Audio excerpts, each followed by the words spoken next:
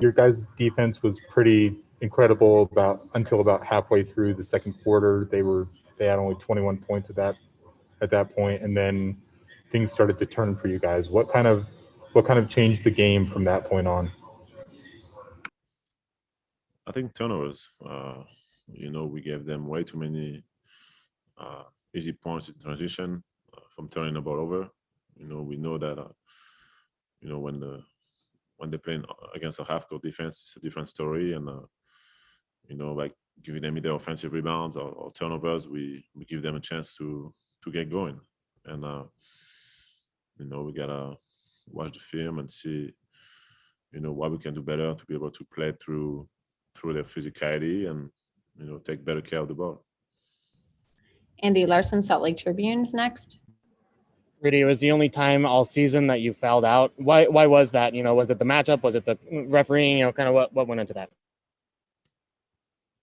I mean, we played them 3 times already, so I don't think it's the matchup. It was hard for me to try to figure out what kind of game they were calling. Early in the game, they were allowing us to, play physical, and then at some point they hit me with 2 quick ones on rebounds when Valanciunas is doing the exact same thing, so it's kind of hard for me to find ways to just get into the game when, I don't really know if I should play physical or, if I should, set it more when he pushes me, but then they don't call it. So it was hard for me to kind of like know the way to play the game. And I was it kind of threw me off a little bit. So I'm going to just watch the tape and see, what, like the part that I can, do better. And no matter what, I can't let that, affect me, and I can't lose my focus.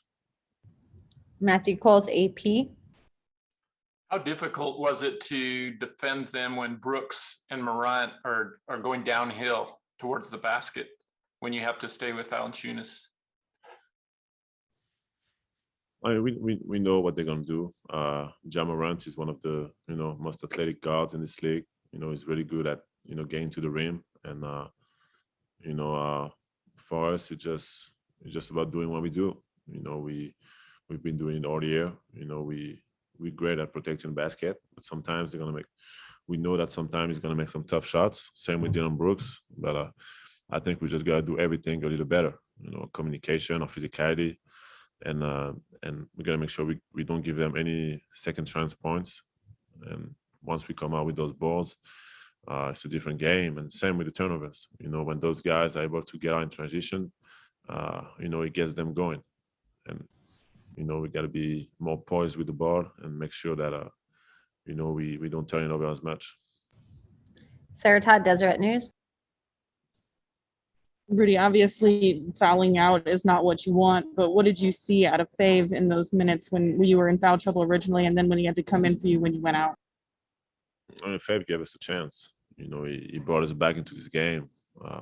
With his physicality, his mindset, and the plays, on defense and on offense. So that's why we brought him back. Fave is a great player, and and he's a huge part of our team. And we didn't get the win tonight, but it's going to be some nights when Fave's going to win us some games, So yeah, it was huge tonight.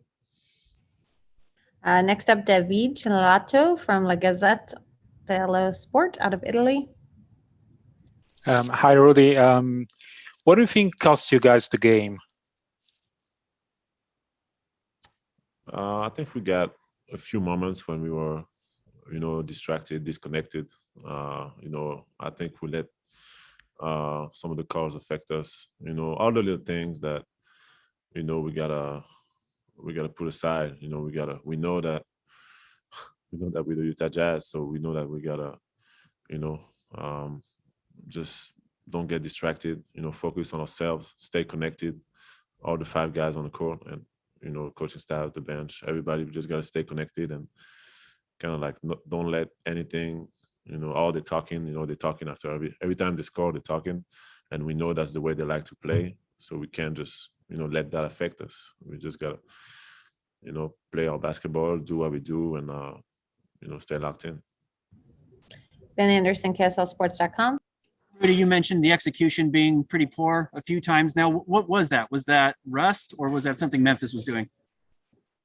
Probably a little bit of everything.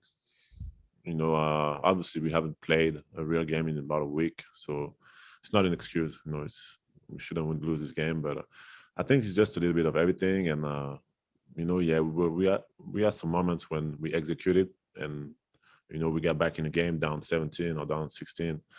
We got back in the game just by playing our game and executing. And there's some moments when we got a little distracted. We weren't connected, and we turned the ball over, you know, giving up a few offensive rebounds, and all of a sudden, you know, we down 12, down 15.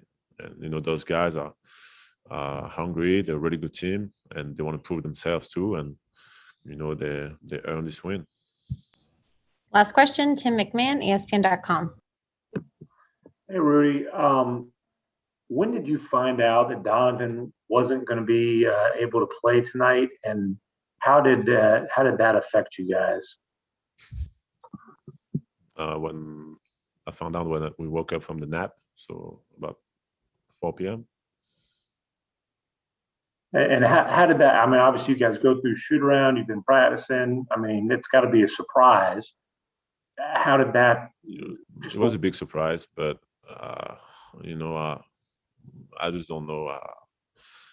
I try to stay out of all this because, you know, it's just gonna give me a headache.